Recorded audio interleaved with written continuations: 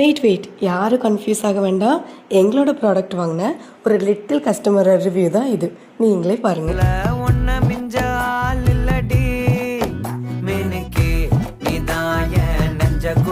பாப்பாவுக்கு ரொம்ப happy. Chain போட்டே தான் இருக்கா, கலக்கவே இல்லை. அவளும் ரொம்ப ஹாப்பியாக